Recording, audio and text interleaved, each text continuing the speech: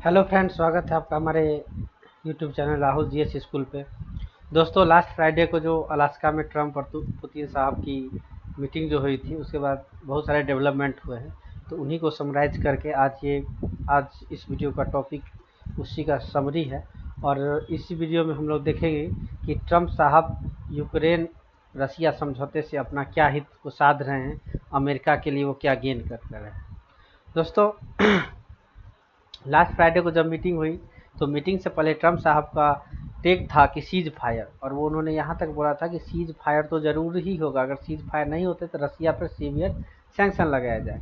लेकिन जैसे ही फ्राइडे को टॉक हुई, सैटरडे उनका टोन बदल गया और बोले कि सीज फायर कोई सोल्यूशन नहीं है, अब हम लोग परमानेंट सोल्यूशन निकालेंगे। तो यहाँ पे उनका टेक बदल गया। उसी के बाद अगले कुछ दिनों में वाशिंगटन में मीटिंग हुई, जिसमें यूरोपियन यूनियन, यूरोप, यूक्रेन और ट्रम्प साहब की मीटिंग हुई। आप उसका फ़ोटो देख सकते हैं, कैसे ट्रम्प साहब एक बॉस की तरह सभी को वेलकम कर रहे हैं। तो इस मीटिंग के बाद ये तो तय हो गया कि ट्रम्प साहब अपना जो बेसिक एजेंडा था उनका, जो था कि रसिया के साथ रिश्ते कुछ सुधारे जाए, वहाँ वहाँ कुछ उनको सफलता मिलती दिख रही है। इस मीटिंग के बाद ये क्लियर हो गया कि बहुत जल्दी हो सकता है एक मीटिंग रसिया, ट्रम्प और यूक्रेन का हो। तो ट्रम्प साहब यूक्रेन के बहाने अपना क्या क्या निशाना साध रहे हैं, किस देश से क्या चाह रहे हैं, उसी पे आज हम लोग डिस्कशन करेंगे। सबसे पहले रसिया और ट्रम्प में क्या है। रसिया चाहता था कि हमें फुल इज्जत मिले, वो इज्जत रसिया को ट्रम्प साहब दे रहे हैं। पुतिन साहब को बुला के जिस प्रकार उनका स्वागत किया गया, वो पूरे दुनिया में आउटकास्ट थे। उन पे एक तरीके से 193 देशों में लगभग 117-18 देशों ने बैन लगा रखा था। फिर भी जिस तरह से उनका स्वागत हुआ, वो अपने आप में पुतिन साहब के लिए एक विजय है। प्लस उनका एजेंडा था 1-to-1 मीटिंग, वो भी हुआ।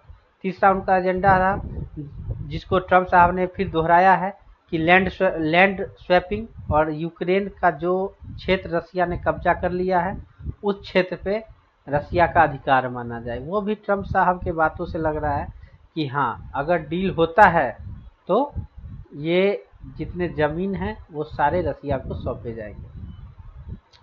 अब बात कर लेते हैं यूरोप की। दोस्तों, यूरोप से ट्रम्प साहब का रिश्ता कुछ अलग ही लग रहा है। सबसे पहले आते ही उन्होंने यूरोप को धमकाया कि तुम अपना डिफेंस जो है खुद संभालो, अपना डिफेंस में जो तुम्हारा बजट है उसको बढ़ाओ। उसके बाद यूरोपियन यूनियन ने कहा ठीक है, हम अपना जीडीपी का 5% इंक्रीज करेंगे। अब ये इंक्रीज जो जीडीपी में है, ये कब तक दिखता है ये अलग बात है। हाँ, यहाँ पे एक बात ज़रूर है कि ट्रम्प साहब ने ये यूरोपियन यूनियन कह दिया कि यूक्रेन के सुरक्षा में यूरोपियन यूनियन को 100 बिलियन का जो डिफेंस आइटम है वो अमेरिका से खरीदना पड़ेगा। तो आप लोग देख सकते हैं कि ये जो हमने पहले बताया था कि यूक्रेन रसिया जो मीडिएशन, उसमें ट्रम्प साहब क्या हित साध रहे हैं। $100 बिलियन का उन्होंने डील तय कर रखा। यूरोपियन यूनियन भी चाहता है कि अगर रसिया और यूएसए के बीच वार्तालाप सफल हो जाती है तो रसिया से सैंक्शन हटेंगे। तो इसमें रसिया और यूरोपियन यूनियन दोनों का फायदा है, क्योंकि रसिया का सबसे बड़ा एनर्जी इंपोर्टर है वो यूरोप ही है। तो इस देश में रसिया यूरोप दोनों का फायदा है। यूरोप अमेरिका पे इतना डिपेंड हो चुका है कि यूक्रेन की सिक्योरिटी में यूरोप का मतलब एक तरीके से दर्शक, मूक दर्शक बन के रह गया। ये कुछ भी अपना एजेंडा तक तय नहीं कर सकता है, वो ट्रम्प से बस रिक्वेस्ट करते रहता है। बात यूक्रेन की करती है, यूक्रेन क्या करते हैं, यूक्रेन का क्या कहना है। यूक्रेन तो एक बलि का बकरा बन चुका है, जिसको रसिया यूक्रेन का युद्ध है और इसमें अपना फायदा निकाल रहे ट्रम्प साहब। कैसे, वो मैंने आपको बताया है। $100 बिलियन का डील यहाँ कर चुके हैं। नाटो से अपनी जो डिफेंस में उनका खर्चा होता है उसको कम करवाने का सोच रहे हैं। रसिया से रिलेशन अच्छे करना चाह रहे हैं। रसिया से रिलेशन अच्छा होने का मतलब है दो सुपर पावर एक साथ, मतलब अपना पूरा एनर्जी जो है वो अमेरिका चाइना पे लगा सकेगा, कंसंट्रेट कर सकेगा।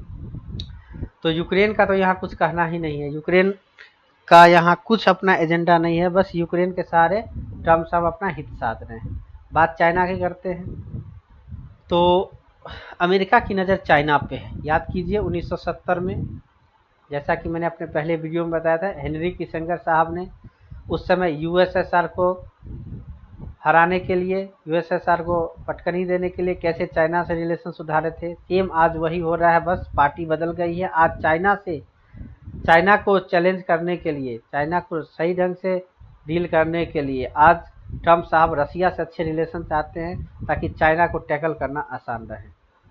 लेकिन यहाँ पे चाइना पे नज़र साधते हो, अभी वो ट्रम्प साहब चाइना से भी अच्छा रिलेशन बनाना चाहते हैं। इसी का उदाहरण इसी से ले सकते हैं कि अक्टूबर में वो बीजिंग का विजिट करेंगे और वहाँ पे शी जिनपिंग से मुलाकात करेंगे। और अभी दुनिया के हर एक मंचों से लाइक पुतिन, वो शी जिनपिंग का लगातार प्रेज कर रहे हैं। तो चाइना से क्या रिलेशन यूएसए के होते हैं ये आगे देखना है, लेकिन यूएसए को ये बात ध्यान में रखना पड़ेगा कि 1970 में जो चाइना रसिया के रिलेशन थे आज उससे अपोजिट है। उस समय रसिया चाइना में कन्फ्लिक्ट थे। आज रसिया चाइना में एक स्ट्रेटेजिक पार्टनरशिप है। तो रसिया और चाइना की जोड़ी को तोड़ना अगर ट्रम्प साहब वो चाहते हैं तो वो पॉसिबल नहीं है। अभी तो फिलहाल नहीं लग रहा है, क्योंकि चाइना रसिया के रिश्ते अभी बहुत अच्छे हैं। अब इंडिया की बात कर लेते हैं। तो इंडिया तो अभी बहुत बड़ी दुविधा में फंस चुका है। इंडिया को अपने डिप्लोमेसी अच्छे करने होंगे, उसे दुनिया के मेजर पावर जैसे रसिया, चाइना, यूएसए से रिलेशन अच्छे करने होंगे। नहीं तो अगर ये तीनों अगर एक साथ आ गए, जैसा कि मैंने अपने टाइटल में भी दिया है, रसिया, चाइना, यूएसए ट्रायो का, तो भारत के लिए बहुत ही मुश्किल हो जाएगी। क्योंकि भारत के अपने पड़ोसी देशों से भी रिश्ते अभी अच्छे नहीं। और जब ये तीनों सुपर पावर एक साथ आ सकते हैं तो भारत हो सकता है साइडलाइन फील करे। दूसरा, भारत को अगर अभी कम्पीट करना है दुनिया में तो इसको अपने दो पॉलिसी में मेजर चेंज करने पड़ेंगे। एक एग्रीकल्चर, जो कि कुछ दिन पहले होने का था लेकिन फिर कुछ रीजन थे पॉलिटिकल, जिसके कारण वो कृषि कानून लागू नहीं हो पाए। दूसरा, इकोनॉमिक रिफॉर्म करने पड़ेंगे। इकोनॉमिक रिफॉर्म करने से होगा क्या, मतलब जो एफडीआई है उसको इंक्रीज करवाना पड़ेगा इकोनॉमिक रिफॉर्म से। तो मल्टीनेशनल कंपनी यहाँ पे आएंगी, भारत एक्सपोर्ट हब बनेगा, तब इंडिया का कुछ फ़ायदा है। और जब तक आप इकोनॉमिकली स्ट्रॉन्ग नहीं बनिएगा, जैसे चाइना ने किया यूएसए के साथ, तब तक आप हमेशा साइडलाइन बने रहिएगा। तो इस प्रकार हम देखते हैं कि ट्रम्प रसिया यूक्रेन वॉर से कैसे अपने हितों को साध रहे हैं, कैसे वो चाह रहे हैं कि चाइना रसिया से उनके रिलेशन अच्छा हो जाए। वो भी एक हेनरी किसिंजर साहब का ही थॉट था कि दुनिया के मेजर पावर से अच्छा रिलेशन रखो। जैसे सपोज करो ए बी सी तीन सुपर पावर है, तो ए मान लो अमेरिका है, तो इसको बी और सी दोनों से अच्छे रिलेशन हो, न कि बी सी का ए के खिलाफ हो। तो ट्रम्प साहब ये भी चाह रहे हैं कि रसिया चाइना दोनों से अच्छे रिलेशन हो जाए, ताकि ये दोनों मिलके अमेरिका के खिलाफ कोई नीति ना अपनाए, अमेरिका को चैलेंज ना करे, जैसा ब्रिक्स से हो रहा था। तो आगे का जियोपॉलिटिक्स इवेंट बहुत ही इम्पोर्टेंट होने वाला है। क्या होने वाला है आगे हम लोग देख पाएंगे। अगर कुछ अपडेट होता है तो आपको ज़रूर रिव्यू के थ्रू इस चैनल पे दिखाया जाएगा। तब तक के लिए धन्यवाद। जय हिंद, जय भारत।